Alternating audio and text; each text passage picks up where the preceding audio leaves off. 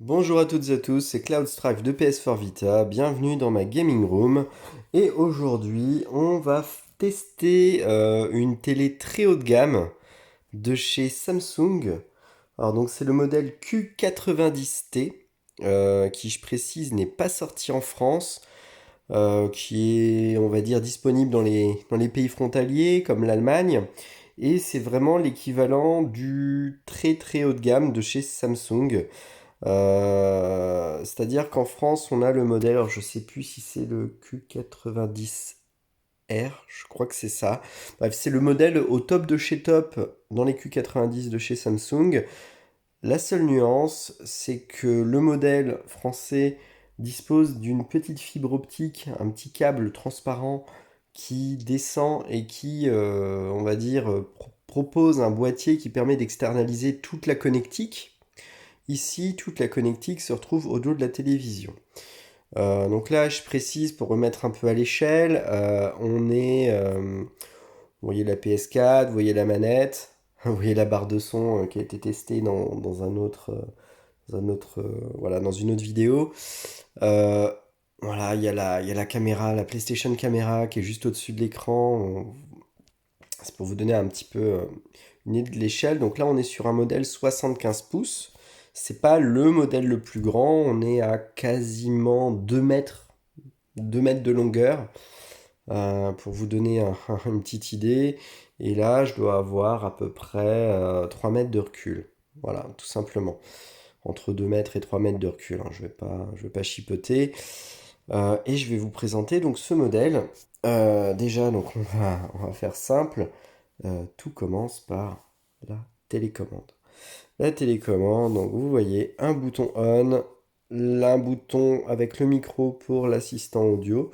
Celui-là, j'avoue que j'ai jamais utilisé, je ne sais pas à quoi il sert honnêtement. Ça, c'est pour un mode, on va dire, détente, paysage, utiliser sa télé comme si c'était un cadre photo. Honnêtement, je vois pas l'intérêt. Sauf si vous voulez laisser la télé allumée toute la journée dans votre baraque.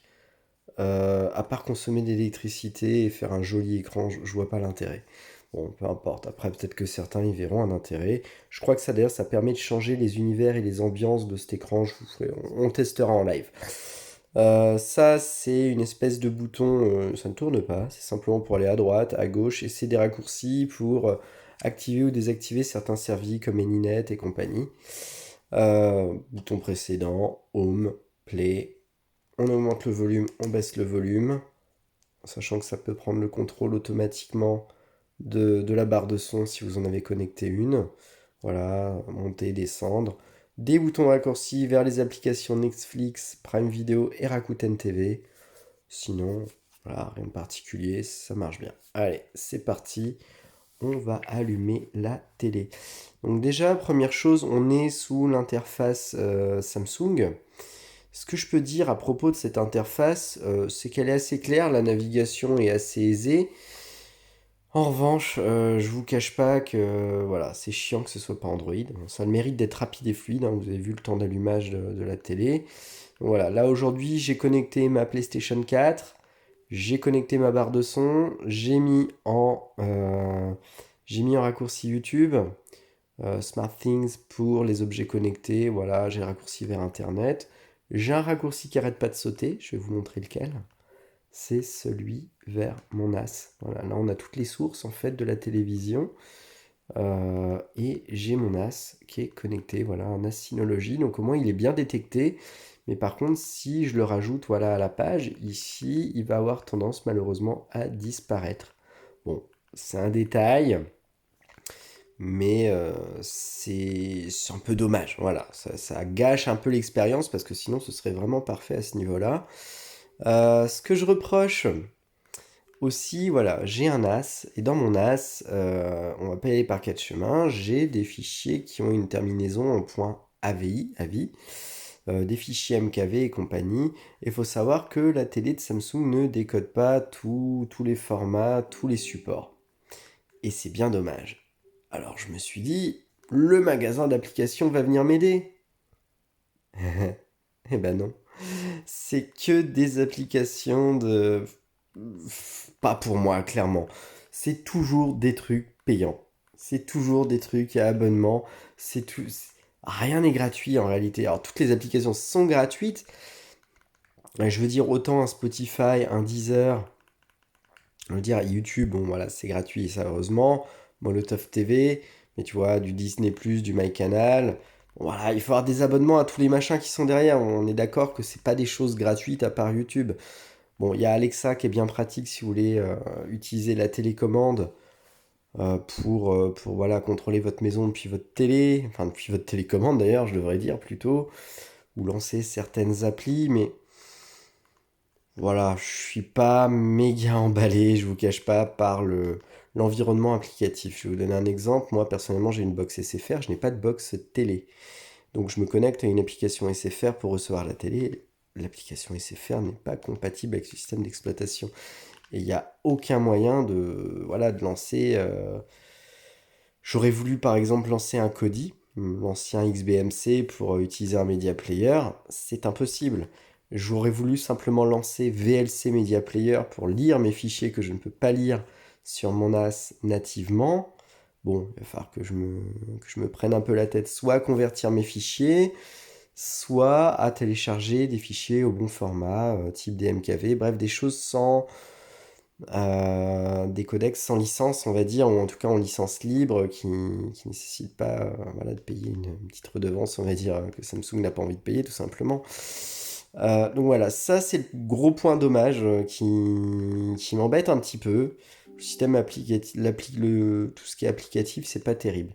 Alors, je vous parlais de ce fameux bouton là, voilà, j'ai trouvé le nom, c'est l'Ambient Mode. Alors, le mode ambiance, je vais vous montrer ce que c'est que ce truc. Moi, ça me laisse d'une totale indifférence. Voilà, on peut utiliser toute une palette d'infos, voilà, de critères pour créer une ambiance. Oh, qu'est-ce que je m'en fous, les gars. Je vais faire de la relaxation avec une vue sur la montagne. Bon, je pense qu'on a tout, je pense veut tout s'afficher. C'est joli, hein, c'est des belles images. Voilà, bon, en plus ça permet de voir justement la qualité de l'image. Je vais m'approcher de l'écran parce que j'aurais pas forcément des vidéos encodées en 4K à vous montrer en plus. Voilà, on se rapproche et on a vraiment quelque chose d'assez joli. Alors je précise, on est dans une pièce où il y a une fenêtre, donc en termes de lumière en plus, on voit qu'il n'y a pas trop de reflets, le filtre anti-reflet, ça percevait la fenêtre ici, mais globalement le filtre anti-reflet, quand on est face à la télé, il est vraiment pas dégueu. Voilà, on entend le bruit du vent, on a un environnement relaxation, je ne sais pas si ça sert réellement à quelqu'un. Voilà, on peut mettre des décors, on peut faire passer ses photos, on peut faire passer des infos. Alors, je vais regarder, basique, qu'est-ce qu'il y a dans basique? Ok, j'ai l'heure, la météo, afficher les infos. Ouais, ça c'est le thème. Oh, ils ont développé tout un tas de thèmes. Alors, voilà, on peut changer la couleur d'arrière-plan. La luminosité. Je suis désolé, j'ai l'air blasé, mais c'est pas. En fait, moi j'utilise ça voilà, comme un test de télé, j'ai envie de dire. Mais c'est pas fou, voilà, c'est pas fou. La paroi musicale, bon, ok. On va lire la musique avec des petits effets. Voilà, bon, c'est un truc, franchement, je trouve que c'est gadget. C'est pas pour ça qu'on va acheter cette télé, et je trouve que ça n'apporte même pas grand-chose. Ce serait pas dedans, je veux dire, j'irai pas taper sur la télé.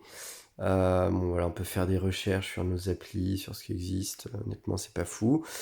Là, donc, on a tout ce qui est connecté. C'est assez pratique comme petit menu parce que voilà, on peut voir, on peut, on peut prendre le contrôle de pas mal de choses quand même.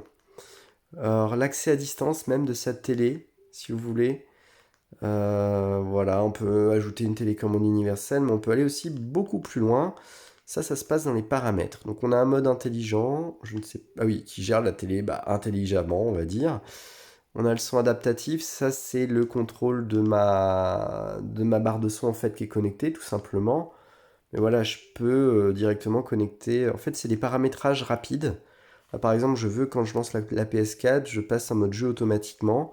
Ce qui fait qu'il va m'activer tous les filtres HDR, qu'il va me passer la barre son en mode gaming.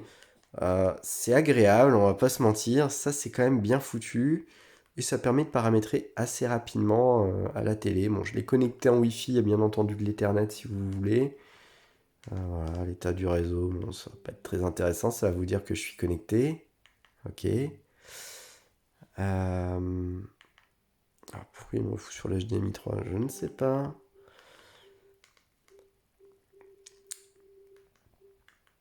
Voilà, on peut gérer le format de l'image, les nuances des couleurs, la clarté de l'image, personnaliser, désactiver, automatique.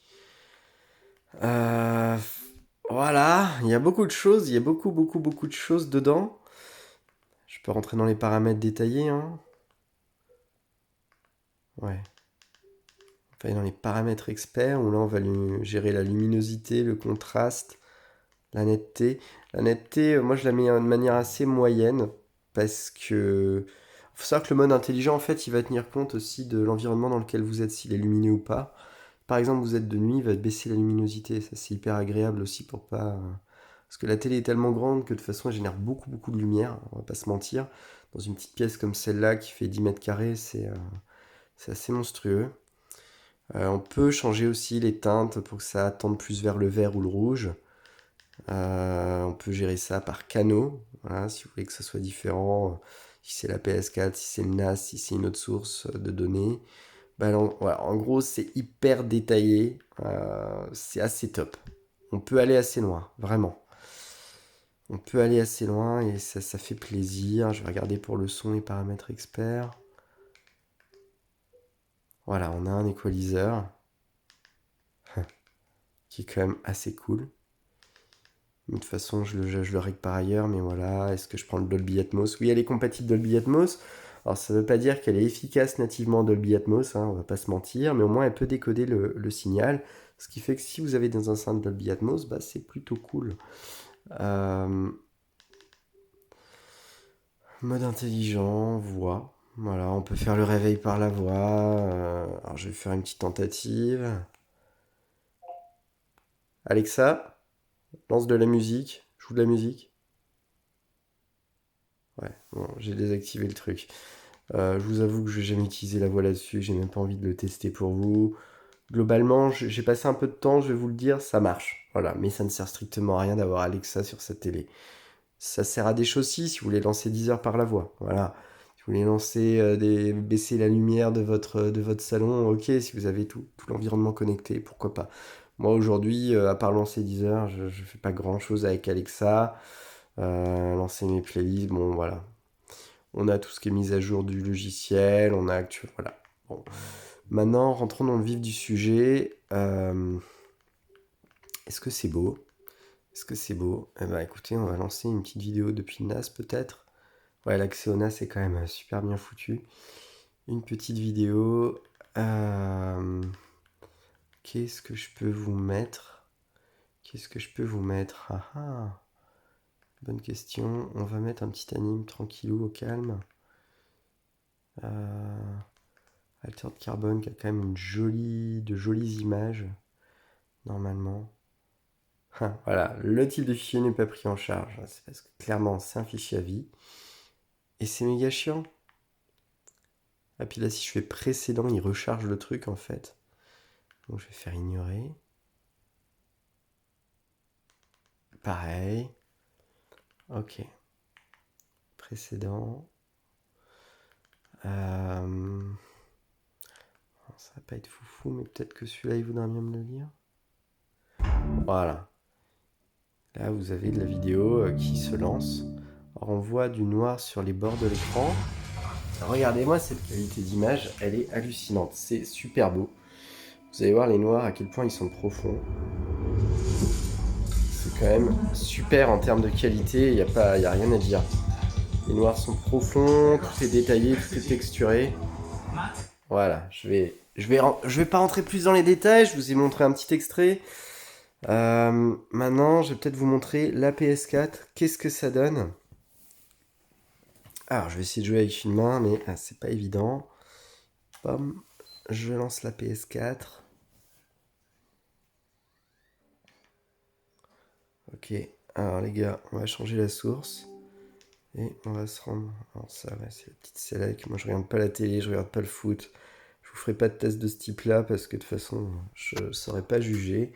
Par contre, sur la PS4, ça envoie du pâté, ça envoie du très très lourd. Alors, on va tenter le zoom avec le smartphone. Voilà.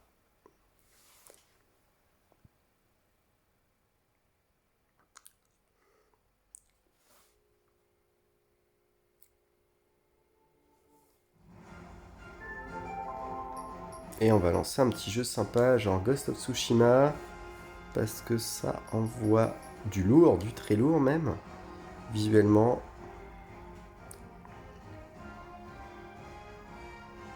Au niveau des couleurs, il y a quand même un rendu assez incroyable, hein.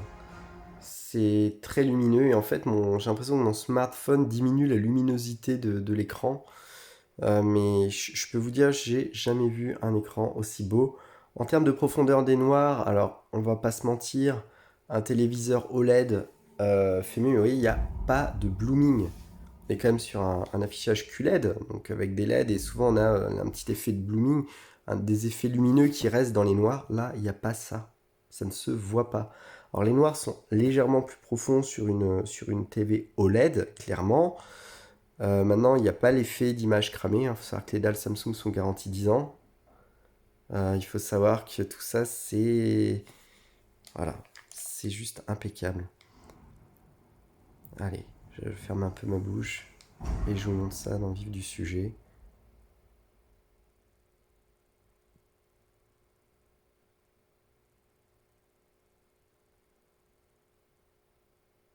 Voilà, et tous les petits effets noirs que vous voyez en fait dans les coins de l'image, vous verrez que ça disparaît en fait quand l'image est affichée.